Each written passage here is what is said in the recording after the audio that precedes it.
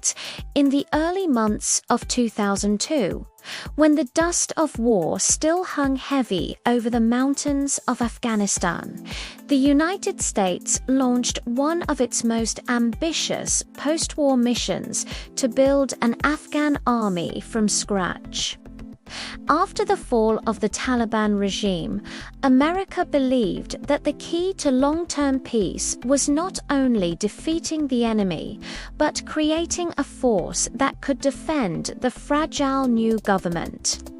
This was the beginning of *** inside U.S. efforts to train the Afghan Army in 2002 ***, a story filled with hope, confusion, and lessons that would echo through the next 2 decades. When U.S. troops entered Afghanistan in late 2001, they found a nation without a functioning military structure. Years of civil war and Taliban rule had destroyed every trace of a professional army. The new mission seemed simple: recruit, train, and equip Afghan soldiers who would one day take over the security of their own country. But behind the simplicity was chaos, cultural gaps, communication barriers, corruption, and a lack of trust. Still, the Americans were determined to begin. They started with small groups of recruits, mostly from different ethnic factions, hoping to mold them into a unified national force. The early recruits of 2002 came from a mix of backgrounds. Some were former Mujahideen fighters who had once fought against the Soviets. Others were young men who had never held a rifle before. U.S. advisors quickly realized that training them wasn't just about teaching combat skills. It was about reshaping a mindset. They were trying to create discipline, unity, and loyalty in a country that had been divided by decades of war. The task was monumental. Soldiers often arrived late, left early, or disappeared for days to visit family. The idea of a centralized command or a professional army was alien to most. Language barriers added another layer of difficulty. American trainers needed interpreters for every command, every instruction, every briefing. Misunderstandings were common.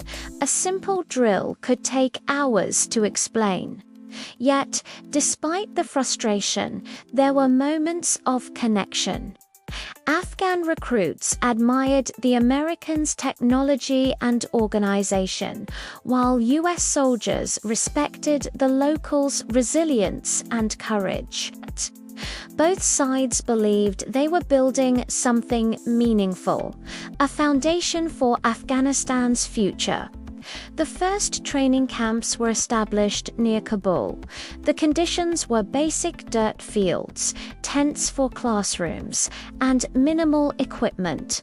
Weapons were outdated and supplies often delayed, but hope was powerful. In those early days, every Afghan recruit who took an oath was seen as a symbol of progress. U.S. officials in Washington described the mission as a cornerstone of democracy building. They believed that with enough training and resources, Afghanistan could soon stand on its own. However, reality was more complicated. The Afghan soldiers came from tribes with long histories of rivalry. Trust among units was fragile. Many recruits joined for the paycheck rather than patriotism. Others saw the army as a temporary escape from poverty. U.S. officers tried to teach national pride, but for many Afghans, loyalty remained local to their village, their tribe, or their commander. As weeks turned into months, the Americans adjusted their strategy. They brought in special operations advisors, experienced in training foreign troops. These mentors focused on small unit tactics, survival, and discipline. They lived with the Afghan recruits, ate the same food, and tried to build personal relationships. Slowly, a bond began to form. The Afghans started learning modern warfare techniques, communication radios, patrol formations, and coordinated attacks. For the first time, there was a glimpse of what a new Afghan National Army could become. By late 2002, the US military had set ambitious goals to train thousands of Afghan soldiers who could one day replace coalition forces. Washington saw it as the first step toward withdrawal. But on the ground, progress was slow. Desertions remained high. Soldiers often went unpaid because of corruption in the Afghan Defense Ministry. Weapons were lost or stolen, and some ended up in black markets. For every unit trained, another disbanded due to lack of leadership.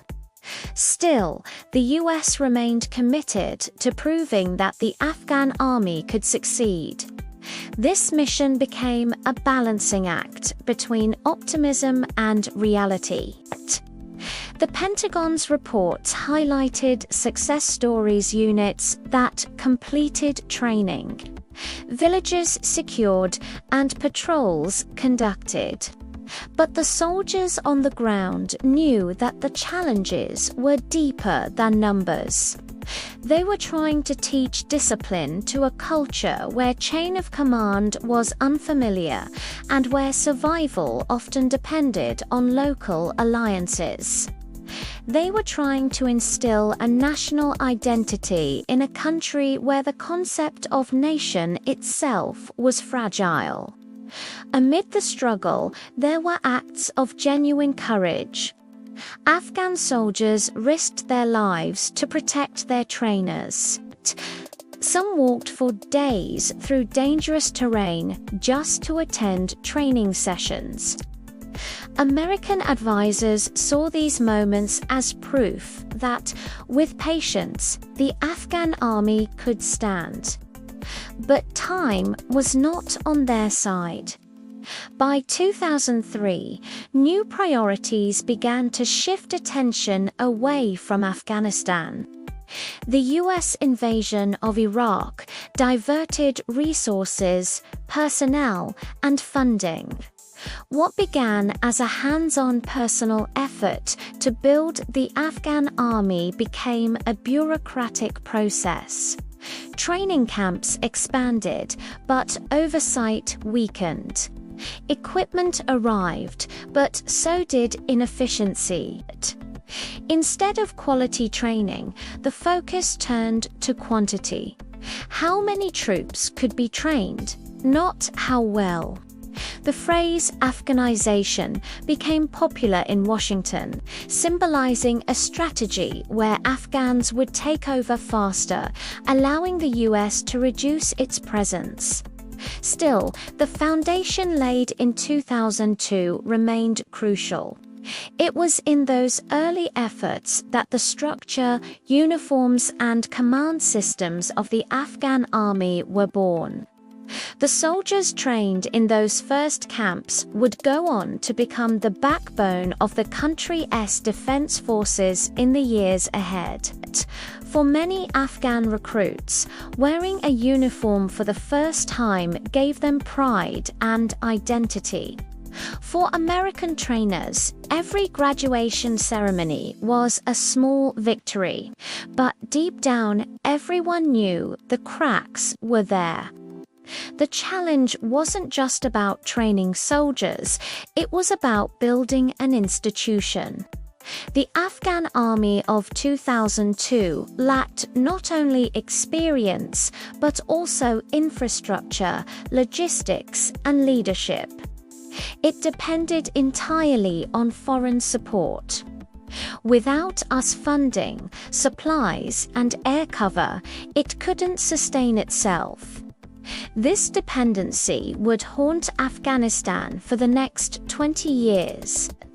The emotional core of *** inside US efforts to train the Afghan army in 2002 *** lies in its human stories, moments of hope, failure, and connection. American soldiers teaching drills under scorching sun, Afghan recruits proudly marching for the first time, interpreters bridging to worlds with a few words. And yet, behind every success was a lingering question: could this army ever truly stand alone? The mission was more than military. It was psychological. The US wanted to instill confidence both in the Afghan government and its people. But as years passed, and as the Taliban regrouped across the border, the dream of a self-reliant Afghan army began to fade. Many of those early recruits left service, frustrated by corruption and lack of progress. Some even defected under pressure from insurgents. Still, those first efforts in 2002 mattered. They planted the seed for something larger, an attempt to transfer security and responsibility to the Afghan people. The lessons learned in those early camps shaped every US training mission that followed. They revealed that building an army requires more than weapons. It requires trust, purpose, and belief. Today, looking back, the story of *** inside US efforts to train the Afghan army in 2002 *** stands as a powerful reflection on what it means to rebuild a nation. It reminds us that military success is not just measured by victories on the battlefield, but by the strength of institutions left behind. The soldiers who trained in those dusty fields 2 decades ago may not have built a perfect army, but they built a legacy, one that taught the world how hard it is to create stability in a land shaped by conflict. For viewers, this journey offers a deeper understanding of what really happened after the Taliban's fall, the hope, the ambition, and the harsh truth of nation building. The Afghan army's story didn't begin with collapse. It began with courage. It began with trainers and recruits who believed that one day Afghanistan could defend itself. Whether that dream succeeded or failed, it remains one of the most ambitious projects in modern history. In the end, *** inside US efforts to train the Afghan army in 2002 ***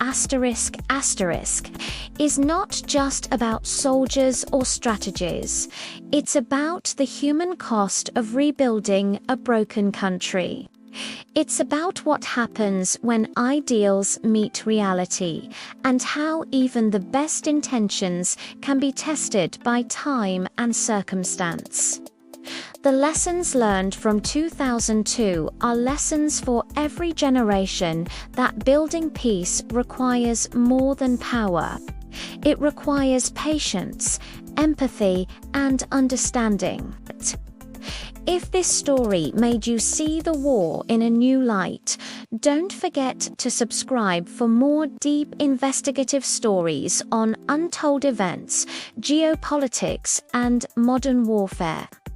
Watch the next video on our channel for a continuation of this journey and discover what happened next in Afghanistan's fight for stability.